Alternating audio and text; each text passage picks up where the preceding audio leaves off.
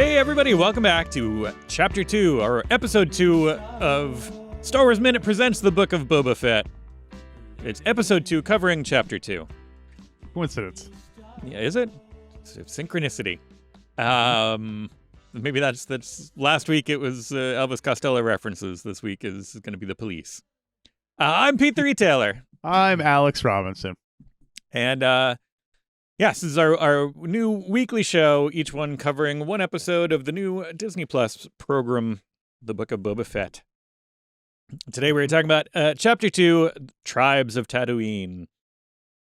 And starts out with, we're kind of following up on what happened last time, that there were some assassins that tried to take out Boba Fett and incidentally, Fennec Shand. They weren't really aiming for her. They were just trying to take out Boba Fett. Before we get to that part, can I just rewind to the please. The opening Period of Civil War? We mentioned last week that Fennec Shand has been upgraded to the opening title, the Star Wars production logo or whatever you want to call it. Right. And it just occurred to me for the first time ever, why don't they use the Star Wars music? Why don't they use the iconic Star Wars music for that title card? Why do they have that kind of more generic-y sound in it? It's the most one of the most famous things about Star Wars. So strange. Well, because then you're saving it for, like, if you play the little like dee, then you're saving it. You still get the 20th Century Fox and the fanfare, moment of silence, and all that. Like, you don't want to use. This isn't that. You don't want to start out with your big guns. You want to just be like, hey, it's Star Wars. I don't know. It's Star Wars. Anyway, maybe do a lower key, like a quiet version of like something like that. Yeah, Do I'm we just have to pay for that now? I don't know. Yeah. Yes. Anyway. So yes, back to the former I guess it's Boba's palace now, not Jabba's palace anymore. Well, yeah, that's what they it's the former residence of Bib Fortuna. Yeah. They take these assassins back to their house to question them, only to bring them back into town, which seems like a lot of effort. But also then I was like, well, they don't have a car. Like, what? I guess maybe Boba drove back and Fennec Shand like walked the guy back, because it's like this whole like long like going up the big road there, and it's just Fennec Shand and the guy. Yeah. And I guess just to make a statement. Maybe they made him walk, but it seems kind of unfair to Fennec Shand. They made him, like, Boba took the car back and got ready and was like, oh, I'm going to be on the throne and you bring him in, and I'm going to be like, well, tell me. The guy with the jetpack drove home. She had to walk home. Right. And the jetpack was just like in the passenger seat with a seatbelt around it. Just plus his extra backup jetpack that he keeps in his trunk. Right, so he's. I want to give a shout out to the droid door. We don't know if the droid is still alive and in that door or not, but the door is still there. We don't get a door. Like, it seems like they're doing a lot of, and we'll get to this too. It seems like they're doing a lot of just like. Remember that? Yeah, exactly. There's a lot of just kind of, and props to them for the most part setting it up narratively. You know what I mean? It's not like they're just like, and look at this weird thing that just ran through here. They have a reason for going to these places and doing these things and seeing these. For the most part, things for the most part. But it seems like a missed opportunity there. If you're going to walk up to the door, why not have it just come out and say something and then open up to admit them? Of course, you can look into the alternate universe version of this show where we're like, of course they had to show the droid door, and of course the droid door have to say the same thing. Speaking of saying the same thing, though, then when Boba's trying to interrogate the assassin curses him out, saying "Ichuta," which how rude. Yeah, fun to hear because it's a nice little. I don't know. Again, makes sense within the moment. Sure. Yeah. You know what I mean? You don't watch a movie like, I don't know. I'm trying to think of what, you don't just kind of watch, like, if you're watching Sopranos and they're using the F word and you're like, oh, they're just like, why do they keep quoting Goodfellas? Just keep saying the same thing. It's just, it would be a common you know, a common swear word, a common rudity. Yeah. Rudity. I keep hoping they'll bring back other ones like Slamo. Yeah. Didn't somebody say Slamo? I don't know. Well, probably. And then they drop him into the Rancor pit. And also I want to mention we see Matt Berry as the droid again. Now he is listed on IMDb as 8D8. That came up last week. Pablo Hidalgo confirmed. He's like, no. The thing that he was listed at is a different guy. He was 8D8 the whole time. Okay. I don't like that, actually. I like him better as a different droid. Well, but he's a droid. He lives there. Well, I know, but like he was a torture droid. It's not like he was a. He's got a lot of jobs. Yeah. I think he just got bumped up. Yeah. He got promoted over the years. I think ethically, it's hard to take Boba Fett seriously as a good guy if he's employing former torturers, or for all we know, current torturers. So. Well, that's the whole thing about I saw people. I saw. Well, we'll get to 88 for a second. Let me just say I don't. Yeah. I like hearing him. I don't like seeing him that much. He looks a little puppety. He looks a little like wobbly. Yeah. Yeah. Like he should be like a little more mechanical and solid feeling. Yeah. It's a solid. It seems like it would be a solid droid, but he looks a little like puppety. To me, kind of like the naked C-3PO a little bit, where it's just like. You're saying there you can practically see the digital guy in a green suit right next to him as he controls the puppet rods. Yeah.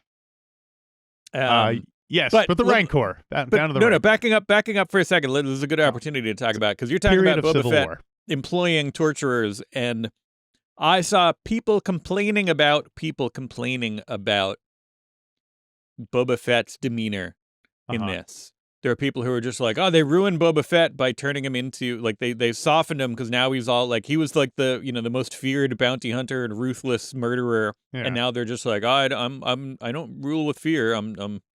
They made him kind of a kind, noble character, which there's a point to that. They did really, like, if you're going to make him the lead of your show, I guess you have to do some of it, but it is like taking a little bit of the, when we met him, he was just this, essentially this feared assassin, but now you're adding all this kind of code, all this like, well, he's really, and I guess the prequels did it with Django, I guess, a little bit, right? When we introducing his backstory, introduced a little bit of that, Yeah. Well, it's also, I don't know why Boba Fett wants to take over the crime fam. Why he wants to take over. I guess what made him go from being like, oh, I'm a bounty hunter just trying to make my way in the galaxy, in the universe, to now I want to take over a crime family on a backwater planet. Like it's a strange thing to me. I'm assuming we'll find out. Maybe not. Maybe it's just like we're just supposed to assume. Yeah, everybody obviously wants to take over a crime syndicate if they have the opportunity, right? We all love that. Yeah. But yeah, I saw people complaining about the kind of this kind of watering down of Boba Fett, which they have a point. And then I saw other people complaining about people like, what you want to root for a murderer? Like, this is the problem with the internet and America and all this stuff. And there's a point there too. It's like, well, you want to have. I don't think I would like a show centered around a ruthless murderer as much. It would be kind of boring. Yeah. I guess in order to base a show around him, you kind of have to do this, but then also like there is the further we go on, obviously it's what we've said that about Star Wars too. The more you revisit it, the less special it gets, and Boba Fett is the kind of the poster child for that. Well, and also, yeah, go ahead. Sorry. No. I mean, it's an interesting. We're experiencing it, like live as it happens. That he's getting less and less interesting every second he's on screen. Yeah, I agree with that. It's and also, but it's weird that like I think a lot of that he's the most fearsome bounty hunter in the galaxy kind of thing is only from like the EU stuff. I mean, if you look at like canonically, like he catches Han Solo. Holiday special. I think they call him the most feared bounty hunter in the galaxy or something like that in the holiday. But that might just be a reputation thing. Of course, everyone wants the reputation as the most fearsome, but he doesn't really, he catches Han Solo and then he falls into a Rancor pit. Let's call it batting 500 at best. Yeah, what we've talked about is he's mostly reputation, but I think maybe the most feared bounty hunter in the galaxy. That's just like what it said. That's like his slogan. That's like the commercials. He trademarked it. Right. Like, no one else can say that. It's like he's like Michael Buffo with the "Let's get ready to rumble" thing. No one else can call themselves the most fearsome galaxy. Most fearsome galaxy in the bounty galaxy. Anyway, well, speaking of terror, we get the Rancor callback. Yes. Now, and go ahead. Is that the same door? It seemed like a weird little door. Like I'm conflating the memory of what actually happens in the movie with the toy and all kinds of other stuff. But I thought like a bigger grate opened. You mean the one that drops him down? Yeah. Or is it like a small square like that? Again, it's it's an interesting this isn't criticism. This is just like noting the where this show exists. It exists in the space between what happened in the movies and the action figures. And, this is basically going back and playing with the action figures, but on the big screen. And so and in doing so, a lot of the stuff that was cool in the movies suffers a little bit because now it's well lit and we see it for more than a split second. And it's like, oh, yeah. Like the Gamorrean guards. Like the Gamorrean guards. Or later we'll have some Max Rebo, who was fun to see last week. This week it's just like, he looks a little. Well, even the way Boba's palace is lit, it's very kind of like, like when you go into a bar during the daytime and the lights are all on, you're gonna like, ugh, like it's weird that now that I guess maybe Bib installed new lighting. Yeah, in the time he was there. Makes sense. Energy efficient lighting. He cut down on the electricity bill significantly. He's green, Bib Fortuna. Yeah. It's more of like a teal, right? But no Rancor. Yes, I really do like Fennec's line where she's like, "It's empty!" Like she's like shouting down at him, like just to explain it to him because he doesn't get it, right? And which makes sense. I was thinking for a second, like, are we going to see did they replace the Rancor? Yeah, did they replace the Rancor? So then they go to see the mayor. Timeline wise, I guess it is. What is this? Like 5 years after, or something like that? So the Book of Boba Fett, I double checked it. The Mandalorian is 9 years ABY. Okay. So figure if this will be, I guess, 10 years after ABY now, probably. Right, more or less 9 or 10. And, okay. And Jedi is 6, 9. Like no, 5 like years ABY. Like 4 years ABY. Okay. Because it's 3 years, it's Star Wars, then 3 years Empire, and then it's like 6 months till Jedi. Okay. From after that. So. Right. So I'm just wondering, like, if this all happened immediately, if this is in the flashback stuff, if you went back and did this, you would presumably see a rotting Rancor corpse there. Because the Rancor died, and then the next morning they just went out to go throw people in the Sarlacc pit, and everybody blew up. So there would probably, I guess Boba Fett took over and did some stuff. But like at some point, what happened to the Rancor's corpse is what I'm wondering. Did they throw it out into the sand to be eaten by scavengers? Did they make a roast? Well, also, I mean, if I was, I'm assuming that not all of Jabba's entourage, his retinue, went with them to the, like somebody had to stay behind to keep the thing running. So maybe when they left, like, you know what, we're going out to the Sarlacc pit. We're gonna throw these guys in there. While we're gone, cook up the Rancor. When we come back, we'll have a big feast. Right.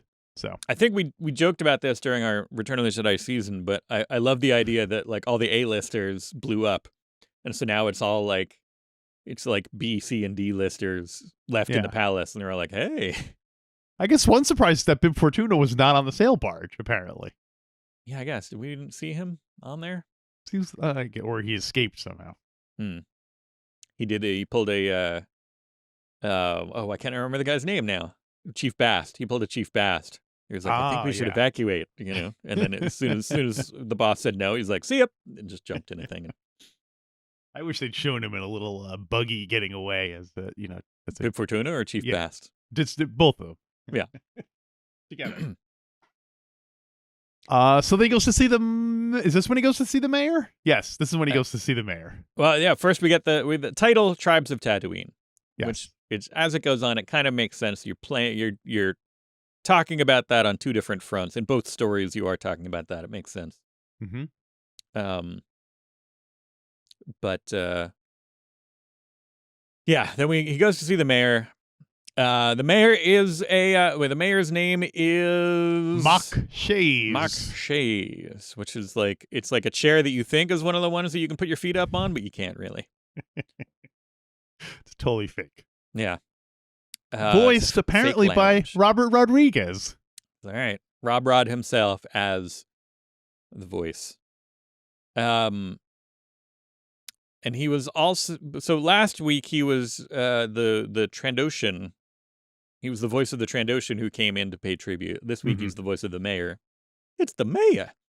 And I like the idea that the mayor, you know, everybody's going to be like, you don't deserve to be Star Wars podcasters. You can't remember the name of the race of the Hammerhead is. Ithorians, thank you.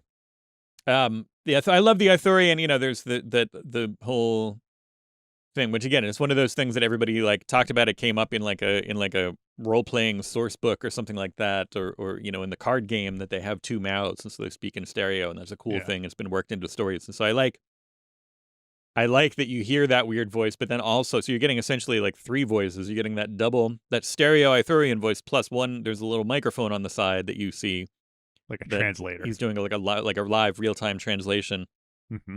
And so you're hearing it in basic.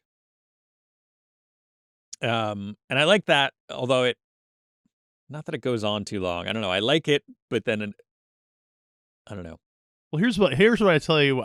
First of all, very glad to see an Ithorian and fully animated, and and absolutely. Even though it doesn't look exactly like our classic Hammerhead, it's still, you know, definitely a good job of it. And I like little details, like he seems like he needs a shave, like his little hairs poking out. And but one thing I didn't like about it is that this person is the mayor of Mos Espa, and it seems like yet another person sitting on a throne who people are brought into to count. I wish he'd been like, like he was like a harried, you know, right. like, or like the mayor in like the Jaws or something like that. Like I you know, these kind of like prestigious kind of like, I want to see like a bureaucrat kind of mayor. I don't want to see another like somebody at the. Well, I did like that. I was hoping like he's in like a palace. It should be like you know, like an office, you know, or something. Anyway.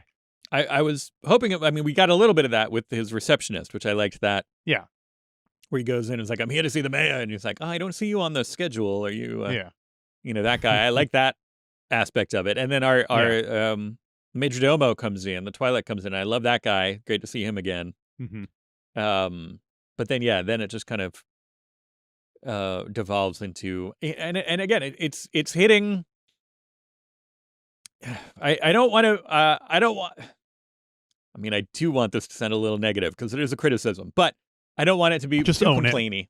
That I spent a lot of time in this episode saying like, no, don't do that, like, because it's a lot of trope. When Yoda was so going through your box exactly. the wrong way. Like, I spent a lot of time in this episode saying like, hey, that's my dinner. Oh, you're making a mess.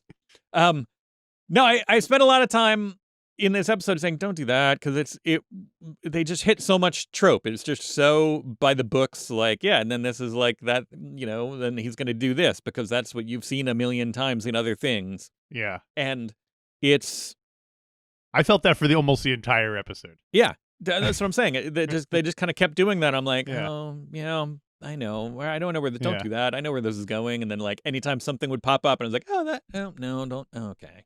Now, do you think that's because we are? Is it because we are old and like kids seeing this for the first time aren't as familiar with look, the Indians attacked the train, you know, that kind of thing, which we've seen a billion times, but that if you're a kid or a young person or an idiot, you've never seen this stuff before, and so it seems fresh. Could be. I mean, I'm sure there are people who spent, you know, the 2 hours in 1977 watching Star Wars being like, don't do that. This is so trope. This is so, you know, like, it's not, you know, it borrows a lot in its DNA. It to begin with, it borrows a lot and, you know, hits those notes. But I feel like this is so, for me at least, Star Wars works so well because it plays off those, but also brings new things to it and does it in an interesting way. And this brings some new things to it, but there's a lot of like, I don't know. It seems like there's a lot of forced majesty. Forced. Oh, forced. Well, jumping ahead somewhat, like Oh. well, it's just talking about borrowing tropes. Now Sure. I think what's irksome to me is that now we're borrowing tropes from previous Star Wars things. Like, oh look, like how many have we had at least like 4 people trying to rob a train during it was in the Han Solo movie. It was at least once in The Mandalorian. Like, so that to me is is almost like the snake eating its own tail. Star Wars, almost the original, could get away with stealing from tropes because it was stealing from stuff outside of Star Wars. Right. And now it's becoming like, oh, now let's redo that scene, or let's do that one again, or so. Again, we have a Boba Fett show on television. I can't complain. It looks generally pretty great, so I don't want to be too negative on it, but some of the story is a bit. Could use a freshening. Yes.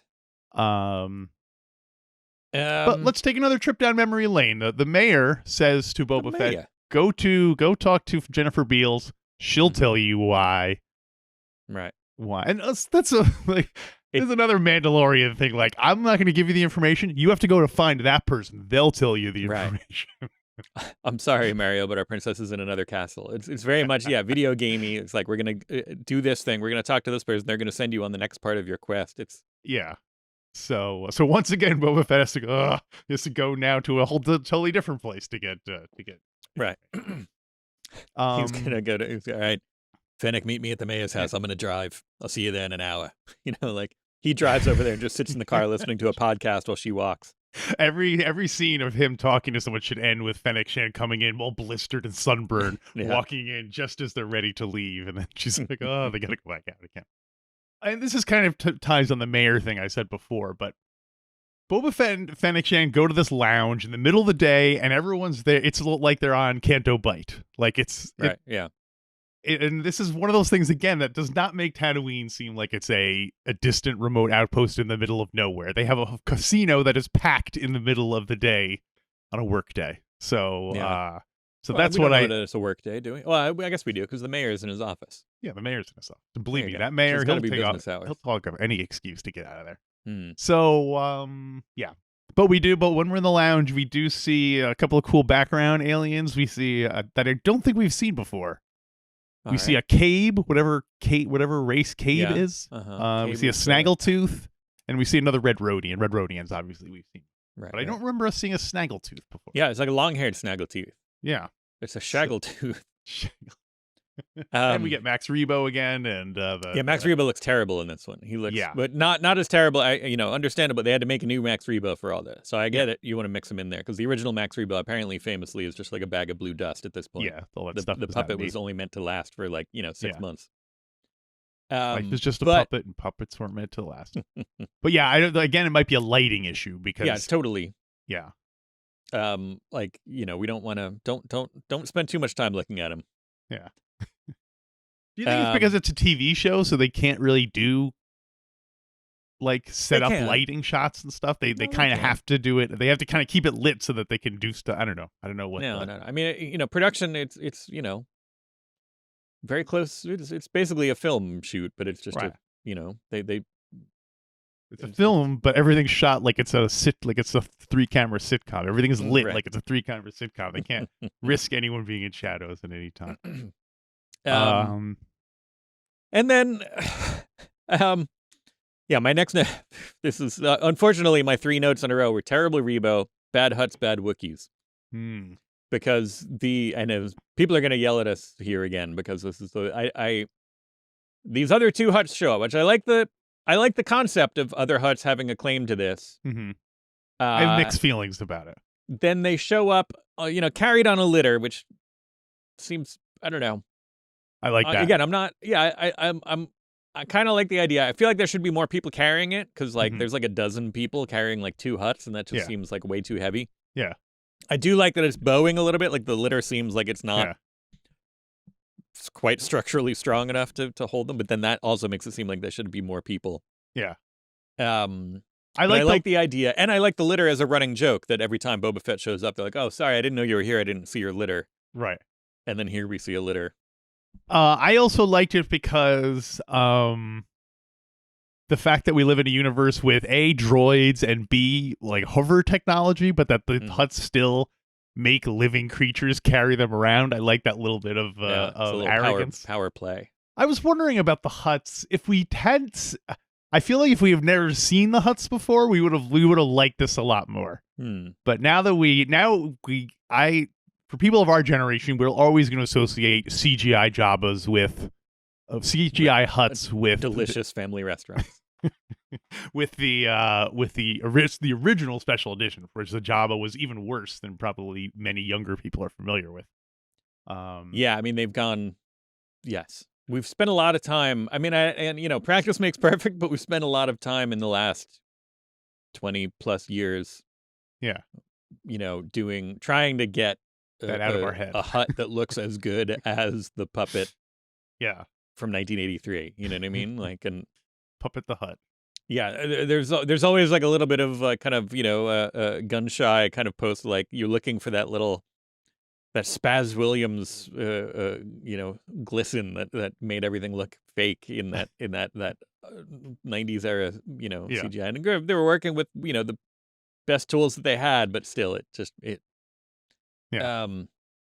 what I don't like about it is that it only adds even more like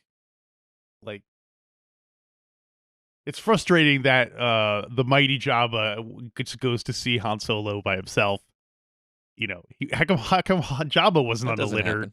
What's that? No, that doesn't happen. I don't know what you're talking about.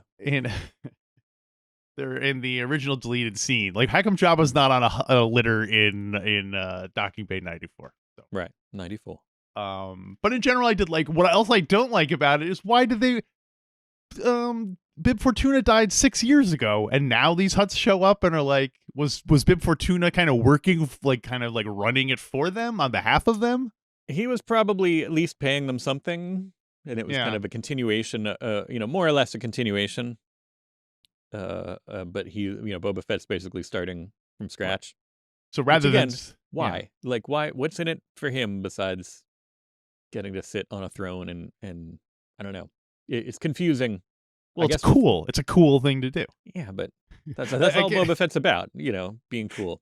It kind of goes back to what you said in the beginning. Like the more, it was a great ending to the Mandalorian season. Oh wow, right. Boba Fett's taken over, but now that they have to kind of elaborate on that, it just raises more questions. Like, well, wait, what? Why? Huh? Yeah. So yeah. Why? Why it's a natural extension of Boba Fett himself. The more we learn, the more. But on two fronts, and not to sound contradictory, but I would love to learn more about how that system works. I would love to learn more about I like the intrigue between the different crime parties, criminal gangs, and who's vying for power here. Yeah, but having Boba Fett wrapped up in that, it kind of makes them less cool. There's a lot of bureaucratic stuff. That yes, I do want to find out more about this, but yes, every minute he's on screen, he becomes less cool. Yeah. Pretty soon we're going to see scenes of Boba Fett filling out paperwork and filing his taxes. Getting his reading glasses out to talk to HR. He's like, no, wait a minute, this one. I'm on hold with tech support. No co-pays.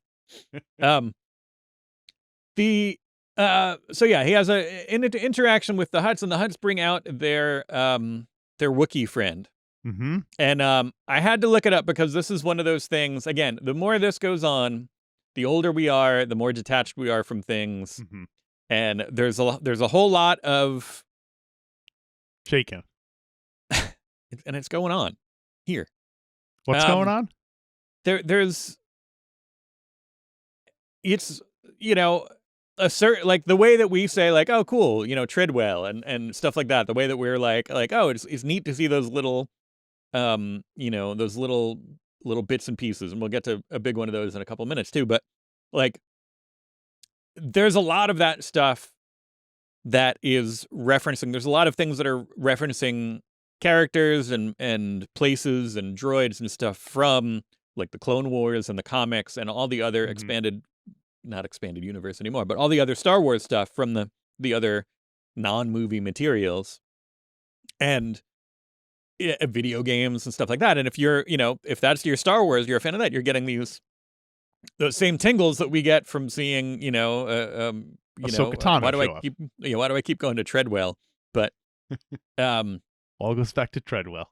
But the same thing. Like every time we're happy, you're like, oh look, it's neat to see a Snaggletooth or hey, Max Rebo. But then like these same people are getting the same tingles from seeing stuff like the Wookiee Chrysantan. Yeah, Chrysantan. Right. Now, do we think that his first appearance is from the comics and it wasn't? I checked to see if it was Charles Soule to be like, or is it like can we draw a direct line here? Like. Do we think that this Wookiee is named after our friend Chrysanthi Tan? It's very it's a tantalizing theory. I like it. It's a chrysanthalizing theory. Yeah. Well, I'm pleased to say you knew about Black Chrysantan. I have, having read the Marvel comics in which Chrysantan is a character. I was like, oh my gosh, is that? And then so I did get those tingles. So yeah. They reward you for the wider the breadth of your Star Wars knowledge. Right. So, and again, back to talking about how they work it in narratively, and if you're not like, oh, it's that character, you can still just be like, oh, look, they brought out that that tough Wookiee, and it makes sense without knowing it. But then if you do know it, although I gotta say that design it's a very comic booky design, and it doesn't look. I feel like overall it doesn't translate that well into the real world.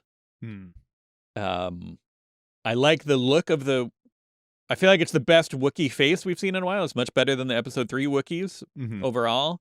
But the like spiky shoulder pads and stuff totally reeks of like comic design, which works in comics. You can there's. But seeing it live, I'm like, why is that? Like, what's up with like the Road Warriors shoulder pad set? Like,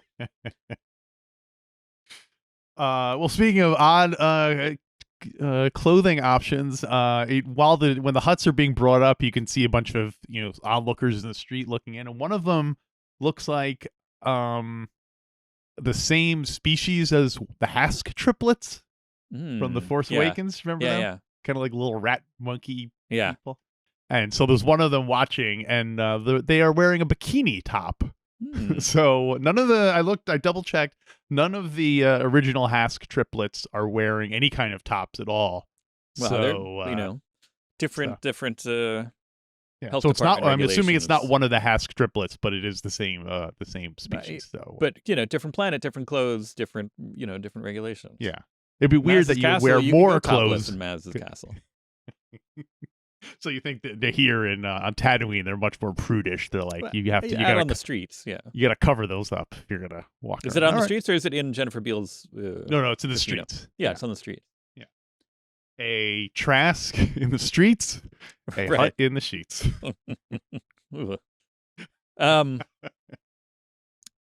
But we get this interaction where they basically say, and let me point out that as somebody who has young children, when the litter approaches, I was kind of expecting it to turn into a big musical number, Disney style, like Prince Ali, like kind of have this whole thing with the huts. Yeah. Somebody please work that in there. But then they have an interaction where basically they say, hey, we're in charge, and Boba Fett's like, no, I'm in charge. You want to fight? And they're like, well, bloodshed is bad for business. We'll talk about it later. And then they say, like, sleep lightly. And he's like, okay. It's like, be on your guard. Somebody, people are out to get you. And he's like, okay. And then as soon as they're gone, he just takes off his helmet. And I was like, don't do that. Like, what? They just said people are trying to get you. Like, if I, But then he has a little talk with Fennec for a second to be like, all right, well, I guess we'll deal with that later.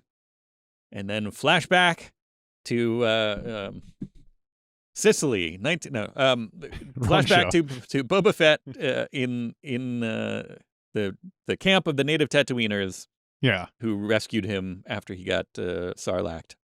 Well, so one thing, it's right off the top, we might have to reevaluate our whole stance on this native Tatooiners thing, because several times in this episode, they refer to themselves as Tuskens. Right. Well, they know? He says that. No, but when their behalf, right? No, but when they are, they definitely refer to them. I'm 99% sure that the chief referred to themselves as because he talks about all the different tribes, and he's like, oh, this tribe went this, and we did this, and he said the Tuskens. So, all right, we might have to Tusken Raiders. That's offensive, but just Tusken. We can call them Tuskens. Yes, Tuskens. Okay. Right. Yes, Raiders would probably be not considered cool. Right. But Tusken. All right. It's making me hungry for ice cream pops. Ice cream pops. They still make those? I was trying to blend it in there, but it doesn't say it. It's Pops who's saying it. I was trying to say ice cream Hutch and ice cream Tyree, but you know who else liked ice cream is Wilro Hood. Yeah, then they go back and show more of him kind of dealing with this is where it turns into Dances with Wolves portion of the program. Dancing with the Wolves, where he learns to have grudging respect for this culture that he was willing to and they're accepting him, he's accepting them. They're all learning a little bit from each other. I do, like the so far the star of this show is definitely the native Tatooiner princess or queen or the warrior that he's sparring with. Oh, you thought it was a lady? It is a lady. Huh. I never got that. You could tell because she's got long hair, big lips, and eyelashes, and a bow on her. If you look carefully, there's a bow. No, the one with the longer strips of fabric hanging off her head. She's I forgot it's a stunt woman who plays stunt actress who plays her. Joanna Bennett, who is also like the lead stunt person for Captain Marvel and a bunch of others. She's a leading stunt performer. One thing I thought was odd was that the lady, because we do see other people who I assume are lady native Tuskens, which is not consistent with the way lady Tuskens are seen in the prequels. But you could say this is a different tribe, and it was also 20 years later. Who knows? Maybe they became much more because if you got the feeling in the first one, they were almost like a anyway. Right. They seem to have gotten much more progressive with their right. So this group at least, it's been 30 years and also or 40 years, and it's also different group, different tribe. So now that is a lady, it makes me think that he's going to fall in love with her, and they're going to, because that's what would happen if this was. That's what happens with Dances with Wolves. So right. So I have to assume Boba is going to fall in love and marry the Tusken princess. This Tusken princess, and then it is a Disney production. And then when the leader dies, he will become the king of the Tusken Raiders. Yeah, I can't tell if it's his daughter or. At first time, I thought she was the queen. I thought it was his wife, but maybe it's not. Maybe it's just, I don't know. But yeah, she's my favorite. One of my favorite characters in this whole thing. One thing I learned since last week is that apparently, they hire a lot of deaf actors to play because they do all that sign language. So that's a cool thing. That is because it seems fairly. Again, going back to Dances with Wolves is very Dances with Wolves because then it's also like he is saying out loud in basic what he's signing at the same time, which I liked when they weren't doing that when it was all silent and they were kind of like captioning it. But also, I know that if I were communicating with people who are hard of hearing and I was doing the signing, I would probably be also saying it out loud so I could be like, go stop the train, especially at the beginning when you're just learning. Although I don't know how he learns this language so quickly. Right. The fact that he knows how to do like abstract, like they even have that he knows the word for train. Well, but Well, probably the first time it showed up, which we see, he's like, "What's Yeah. that?" And they give a little like. Song. So he's like, one of these kids, what's that? And they're like, it's it. What's that? What's that? What's the word for that? What do you call that? What do you? Yeah. So the train comes by, and people on the train start shooting at the our friends, the natives, and yeah, Boba Fett realizes they must be stopped. It doesn't. I mean, I guess it. I don't know. I'm not sure. If I were renting a train full of, which we later learn is loaded with spice train, you would dump it at the first sign of Imperial trouble. No, I would, well, possibly. But I would also not, I'd be much more defensive in my attack on the natives. You know what I mean? As opposed to offensive? Or well, it seems like that's what they do. They're going through. They start just, blasting people first. Yeah. They're just shooting out the windows to people who are like way over there. Yeah. Seems like they're stirring up a hornet's nest in a sense. Yeah. They're like, oh, look at those. See those people camped out over there? Let's just blast them now while we drive through. Or in defense of the people violating the land, maybe every time they've gone through, the Tuskens attack them, so it's kind of like in a video game where even if things are very far away, you just start shooting, hoping one of those lasers will hit them and take them out before they even, like in Galaxian. Right. You just keep start shooting. You love the idea of one of those Galaxian aliens just trying to get away, being like, "No, I'm just trying to go home. Leave me alone. I'm not a space invader. Just trying to land." Yes, the train comes through, and all of a sudden we have our plot development for this segment. Yeah, the plot train comes through, and again, it's also weird that they use trains in a world with spaceships.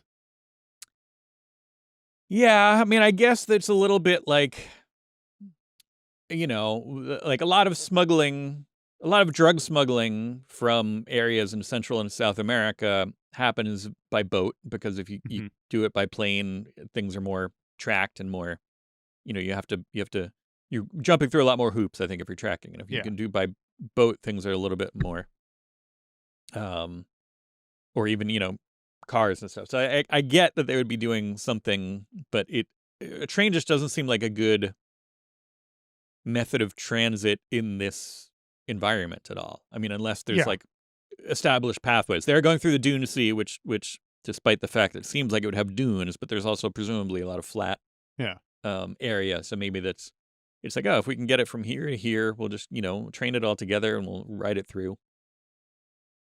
It's an interesting choice. And I get it. Like, if this was if we had never seen a train in Star Wars before, it'd be like, oh, that's neat. Like that they're doing, but then yes, again, like you said, like we saw this done better in Solo, and we saw this in The Mandalorian.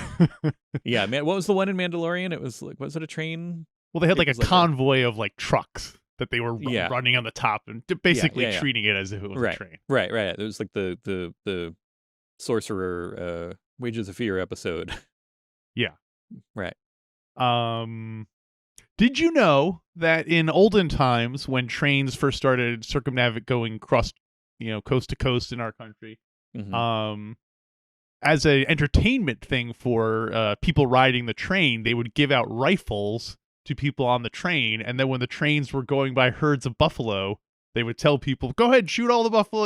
It's an entertainment thing," and they would just shoot all the buffalo and just leave the dead buffalo. Like they were shooting them and bringing them home. They would just shoot them and then just leave them there for right. Yeah. The fun was shooting them, not after that. So, and also, of course, had the side benefit of removing some of the food source for the people who lived there. So, right. Although presumably people would eventually start to know that that's going to happen, so they would hang out and wait until the train passed, and then be able to go through and pick up some good buffalo.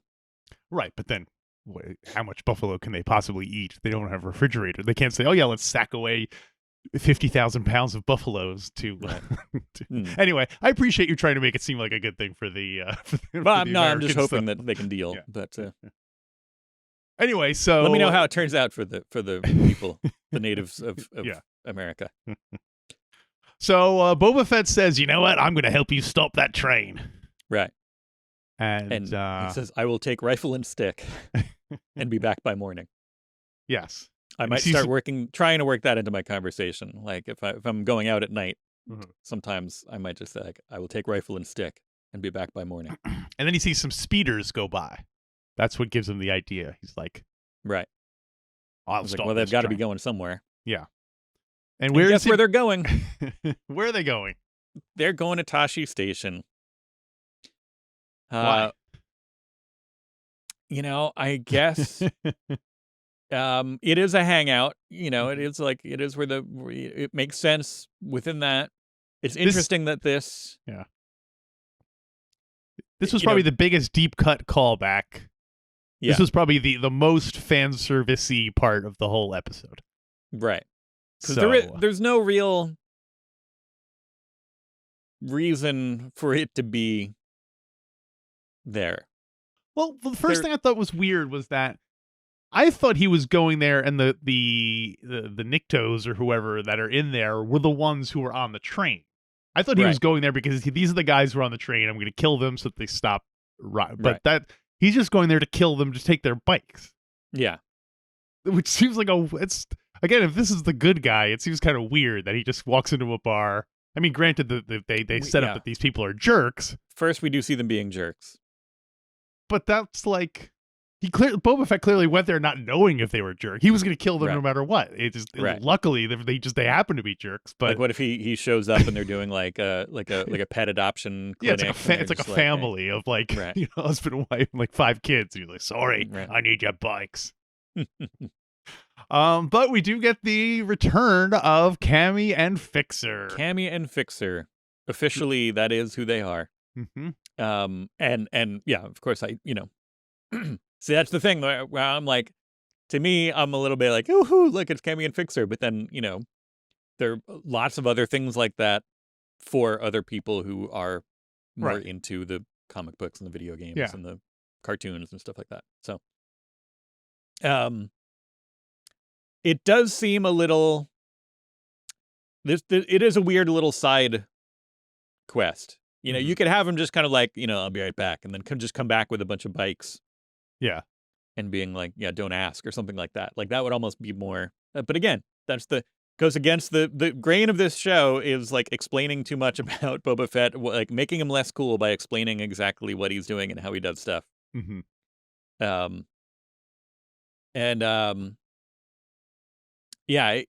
It was neat to see Cammy and Fixer. They looked enough like Cammy and Fixer that I was like, it's Cammy and Fixer. Like they did a good job of making them, look like them. Recognizably, like oddly enough, like, hey, that looks like these two characters that have never been in a Star Wars movie. But I know from, like cut scenes and stills and stuff like that, great job of being like, yep, that's them. And part of it is like, all right, they're in Toshi Station, which is another that's just like, oh yeah, I recognize that from, again, the cut scenes and stuff. It's a really deep cut to stuff that doesn't exist. Yeah, we should probably mention, this is probably a good opportunity to plug our friend that we were just on live action Star Wars talking about those the very deleted scenes. Exactly. So this was fresh in our mind of, seeing the video game table they were playing and stuff like that. I was wondering if one of those translations of one of those aliens, I was wondering who's like saying shape it up or whatever it is that Luke, whatever awkward phrase Luke says in that thing. So yeah, I do. I'm sure this is already out there, but I would like to see the translation of what is their motorcycle gang name? I want to call attention to the bartender. Maybe the motorcycle gang are called the power converters, and when Luke says he's going to Toshi Station to pick up some power converters, means he's going to hit on some biker chicks. I like it.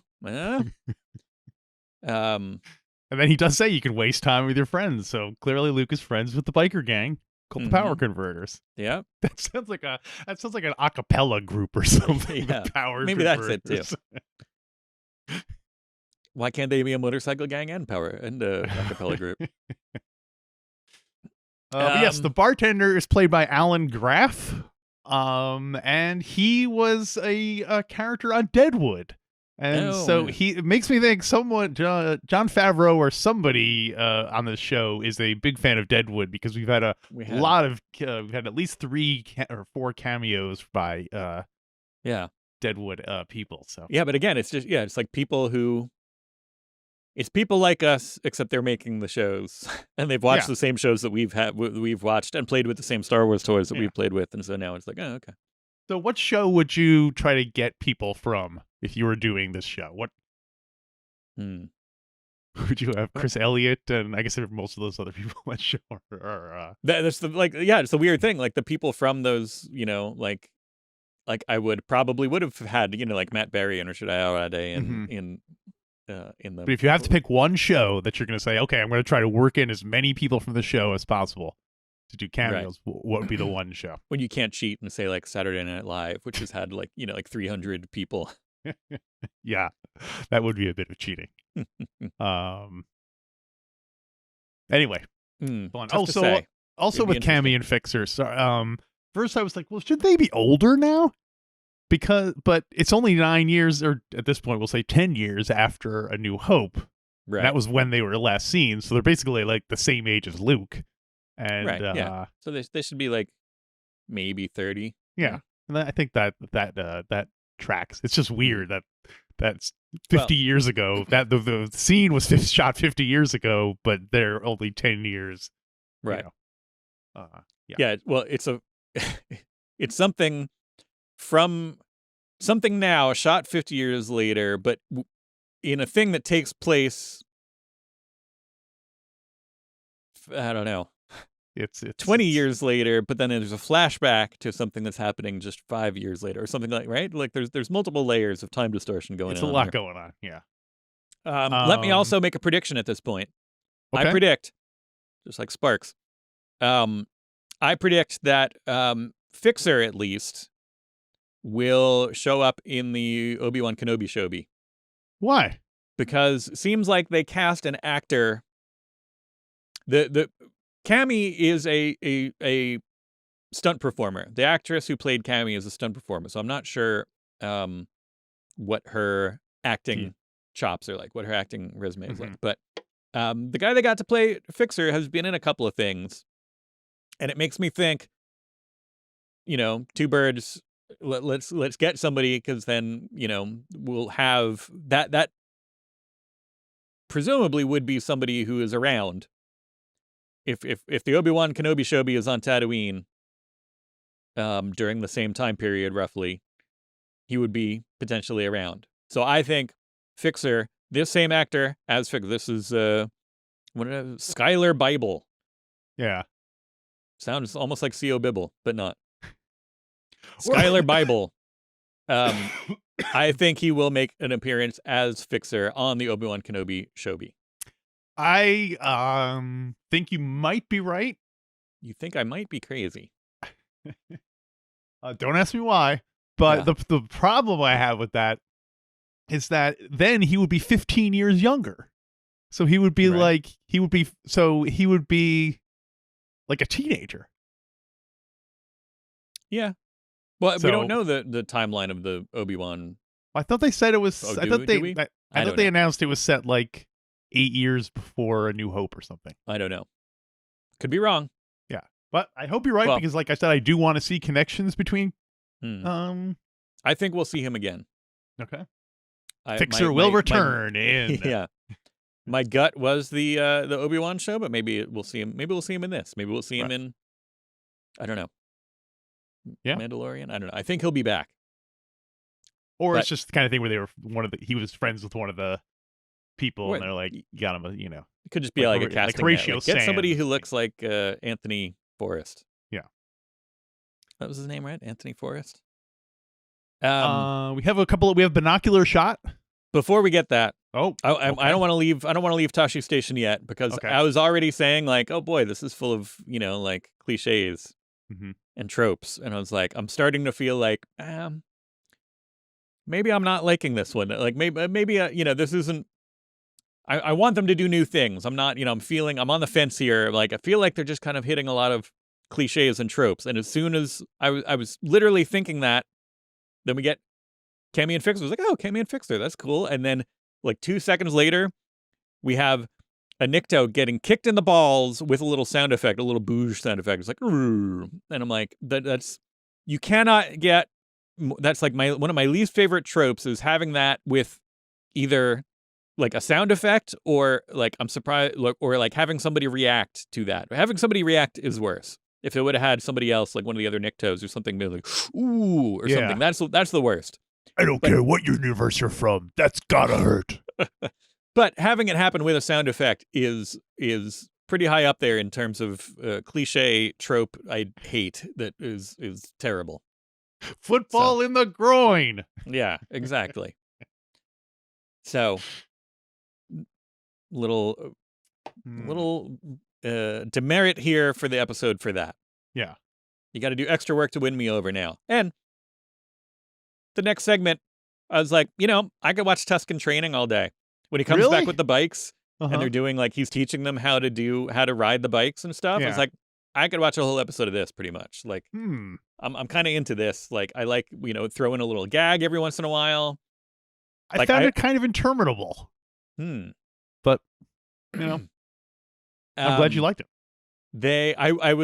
He was missing a joke there, when he was showing them. It's like I push forward, to go and pull back, to stop, and then like go, and then the guy pulls and it goes flying backwards. And I was half expecting him to be like, now stop, to the Tusken off screen. What they should have done is have him go off screen, and then there should have been everyone watching, and then you would have heard all sorts of crazy sound effects. Right. Star Wars sound effects too. You would hear like exactly. Yeah. And then the guy would come staggering back in with the tire around his neck, and all kinds of like a remote training ball for some reason. Yeah. I think part of the reason I might have found it interminable is just that, again, I mentioned this last week, but it's really hard to listen to extended periods of nothing but Tuskens, jibber jabbering at each other for a while. So, one thing I thought was kind of cool, again, getting back to the sort of Native American aspect to this, is that it's tricky though, because I guess you risk it turning into like if by using these as like stand-in for Native Americans, you risk obviously painting all those people with one type of thing, but him giving them the speeder bikes reminded me of the fact that there's a controversy going on because it reminded me of the fact that horses were reintroduced to America and it radically transformed some Native American cultures. Like they really took to horses in a big way. And so that's what made me wonder, like, if we come back in 20 years from now, if they will have given up Banthas altogether and all be riding, speeder bikes the way. But I guess you can't breed speeder bikes the way you can horses. So it's tougher to but the way tougher to have them spread as easily. Yeah, they immediately started taking them apart, which means I think to me that like not only are they scrapping them, not only are they looking for parts that they can use, but as that part of their culture, they like once they learn how it works, I'm assuming that they could keep. Basically, you would get these kind of hybridized, like use every scrap in different ways to make new. They would find junk parts and make these, elaborate kind of speeders going forward out of stuff that they not as much scavengers as the Jawas, but I thought it was funny when he first brought them the speeders because I thought the opposite. I thought they immediately treated it like they did Luke's land speeder, where they literally just start throwing it at exactly. They're just looking for stuff they can use. But I'm saying eventually I think they would learn now that they know how to use them. Now that they know how to use them, they would be looking for stuff that they could use to add to or build, to fix or build their own speeders. Yeah. Fixer. I know a guy they could talk to. So then they learn how to use the bikes and they get on the train, and they stop the train. Well, hold on. You're just stampeding through the whole thing there. Yeah, because that part was boring to me. I don't know. Yeah. Well, so first of all, they stopped the train. See, there you go. It's your next note. No, there was two notes I had about while they're on the train. Okay. The first of all, the train engineer, I went back and forth on a lot. I waffled on whether or not I liked him or hated him. What was your final? I think I appreciated him in a goofy prequel-y way. Mm-hmm.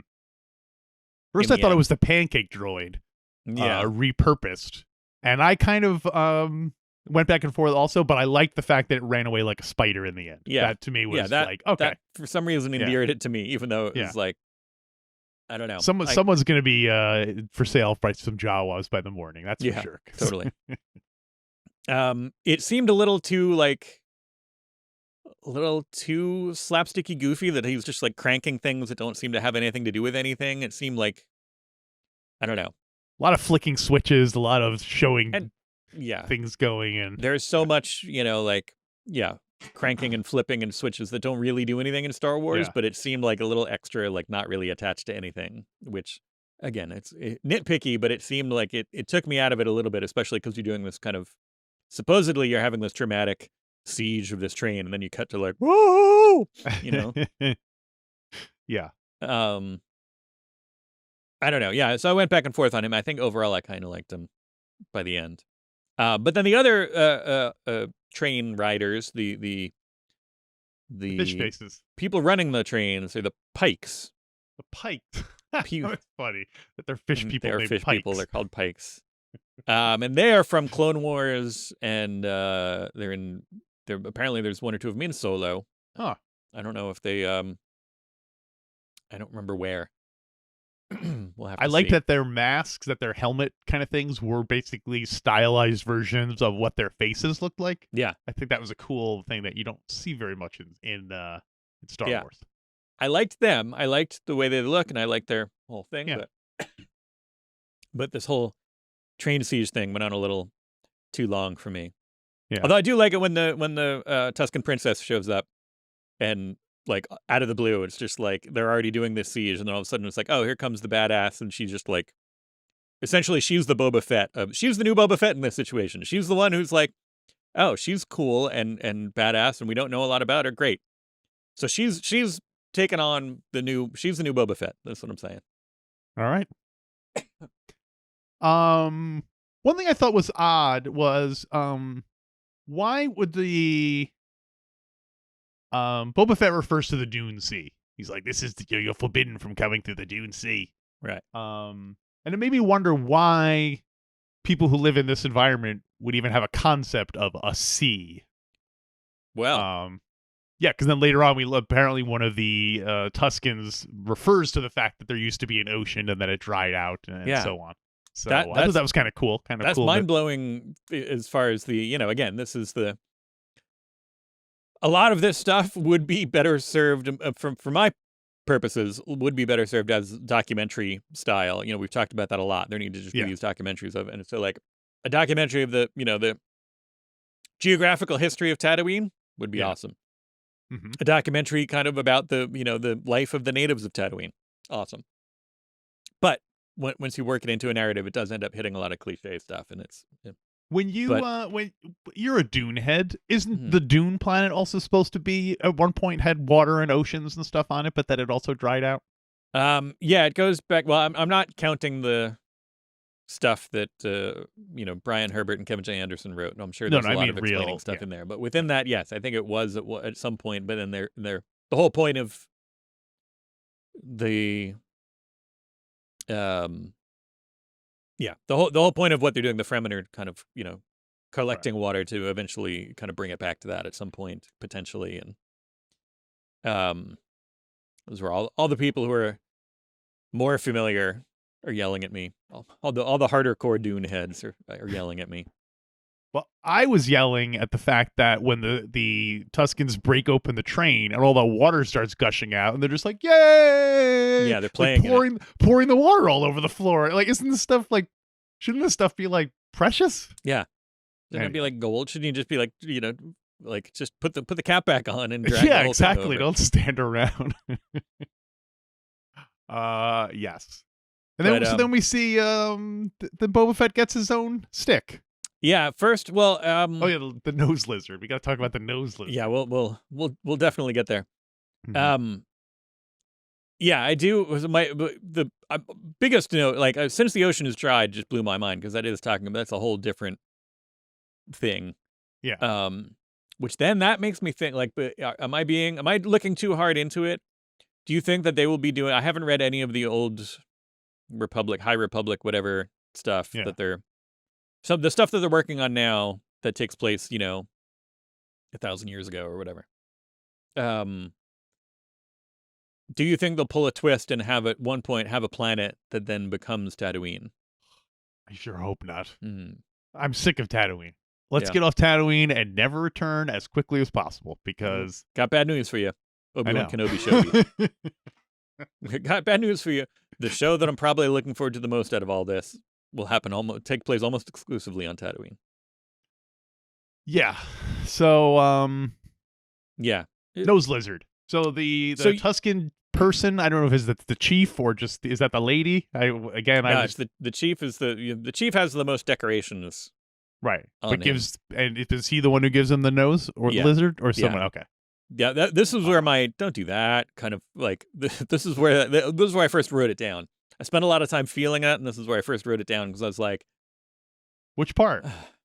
Well, this after since the ocean is dried, and they're having this meeting, and he's talking about the many tribes or whatever, and I was like, are you gonna have a whole thing where like they officially like make him part of the tribe now, and and it was like they start doing that. I'm like, oh, and then they give him. He was like, and I've given you this, and like when it'll guide you, and I was excited for a second because I was like, oh, maybe it's gonna be some like the shape of it. I was like, is this like a Sith Wayfinder or something? Like is this gonna be some other weird thing that'll take him off planet into the next? Because as much as I've enjoyed what's going on here, I feel like we're almost done, and I know that we have to end up back on Tatooine because that's where he comes into it again.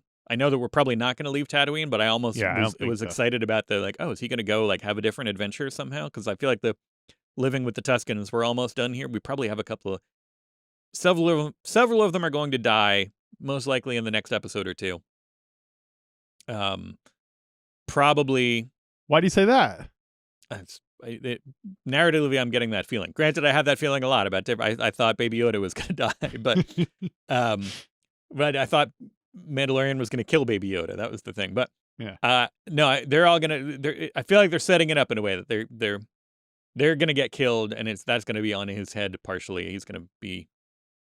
Is it going to? It must somehow tie in with why he wants to take over the crime. Why he wants to take over this crime boss. Could be. Maybe that's it. Maybe they get. Are they because this is where we're meant. They just ruined a shipment of spice. Yeah. And they said, hey, go tell your bosses at the syndicate that they can't run through here anymore. They're gonna have to pay the Tuskens. So then the crime lords who are depending on that business are gonna send people through to clear them out, and they're gonna Boba's gonna go out to get some milk and come back, and everybody's gonna be dead. The weird part is that if the Mandalorian is 9 years after the Battle of Yavin, so it's 6 years more or less after Return of the Jedi. That means he lives with them for 6 years before the events of the Mandalorian, before he finds Fennec Shan and saves her when she is putting in her washboard abs. Right. I think we have there's going to be a whole nother arc of this flashback arc. Right. So he's going to leave the Tuskens and go have another. What is he doing in between here and there? There's going to be like another. What are the tropes? Like, probably like. I know it's where we first saw him. Could be something with like a saloon type of situation where he shows up and he's the gunslinger and the town is having a problem and he helps them. What Personally, I want them to get past this Tusken stuff as quickly as possible. I think it'll happen in the next episode or maybe 2. Yeah. Episode 3 or 4 will be done. The Tuskens, all these Tuskens are dead, and we'll be out doing other stuff. Maybe we'll have like a 8 for a Duba 6 or whatever.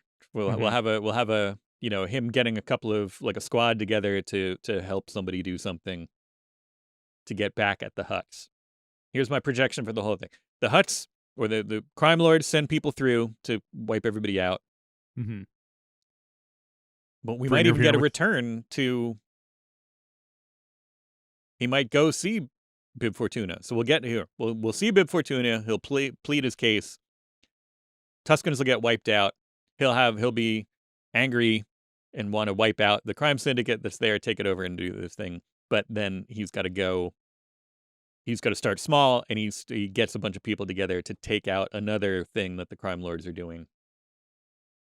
And so do you think when the crew of weird aliens and stuff, and they go and when Bib Fortuna is mad that his spice is disrupted and comes to kill all the Tuskens, do you think he kills just the men? Probably Bib Fortuna. Well, he's not going to do it himself, obviously. Mm-hmm. We're going to see maybe we'll see Dengar. Maybe we'll see some of the others. Oh, speaking of which, yes. I had a follow-up item. Okay, so should I do the follow-up item, or should I finish up with the stuff from this episode? Well, I like the nose lizard thing. I thought it was an interesting, weird, kind of vaguely, mystical thing. So I was okay with it. I thought he was going to keep it in there permanently. I didn't think it was a temporary thing. It was going to be like an L337 kind of thing, where like, did you know this whole time he's got a lizard telling him what to do?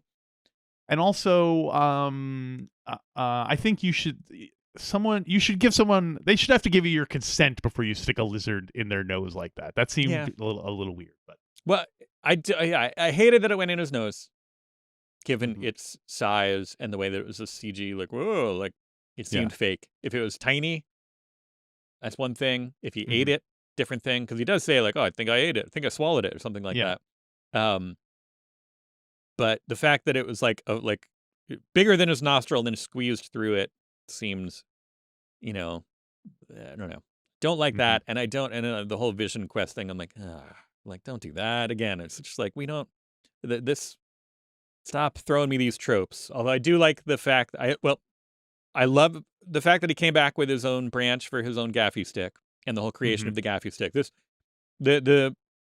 You can tell that Jon Favreau has respect for craftsmen and artisans, because we get the Mandalorian armorer, we get like the Tusken lathe smith or whatever, the Tusken carpenter who's helping him craft this. Like the making of these weapons and devices is well respected and represented on screen. Yeah. But so I like that he comes back with his own branch for that. I did not like the vision at all. It seemed very just kind of cheesy. But I liked the during the closing credits, the conceptual art for it was neat. There's him kind of approaching the tree, and there's a bunch of Jawas in it, and that kind of was represented in the actual thing, but not.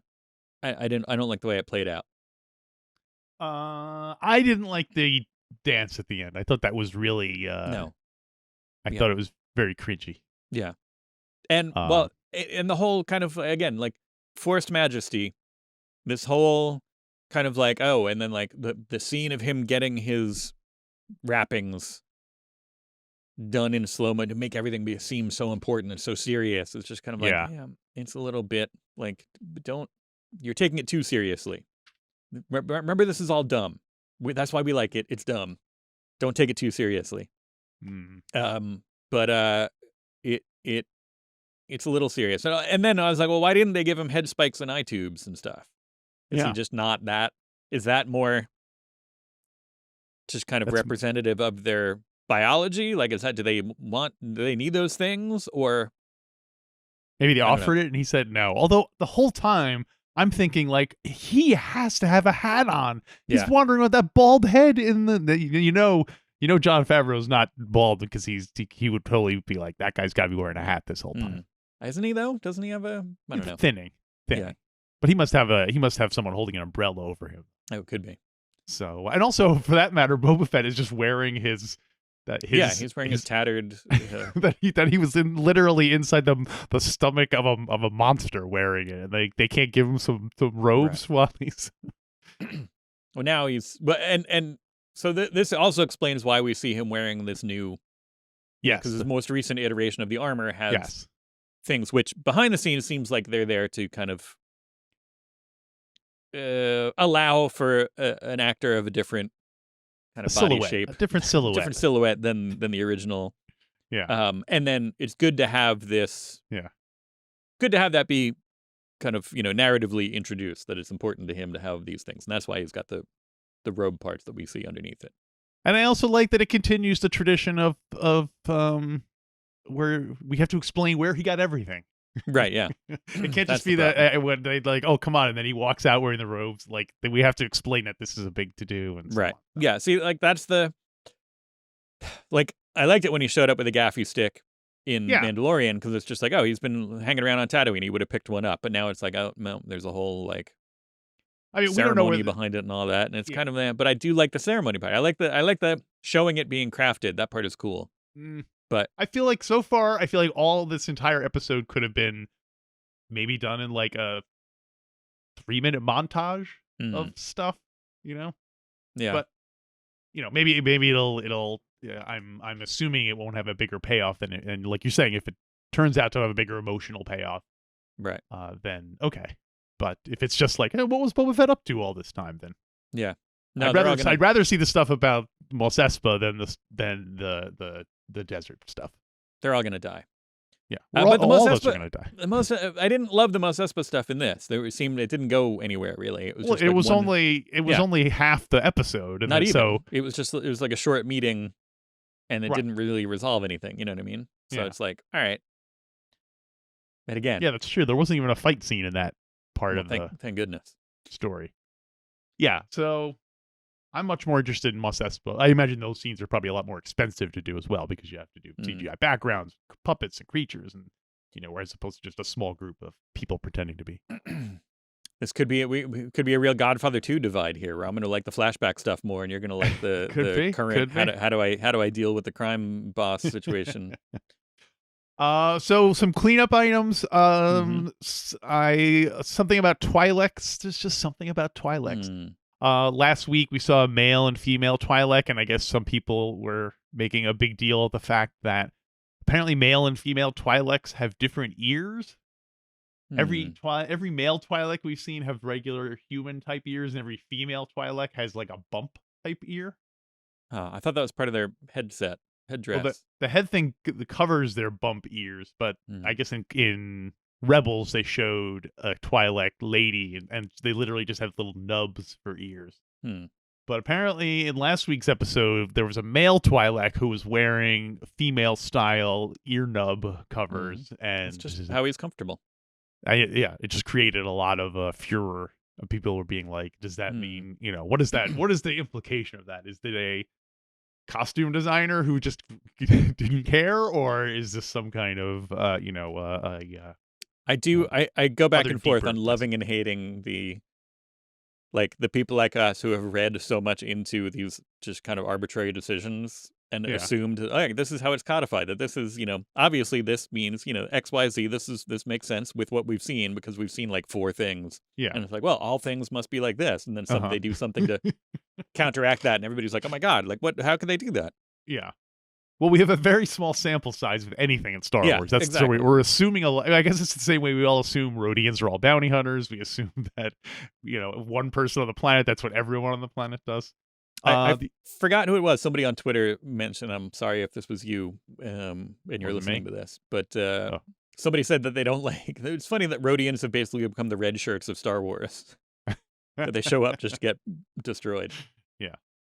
The other thing I wanted to point out was that I guess many years ago on Parks and Recreation.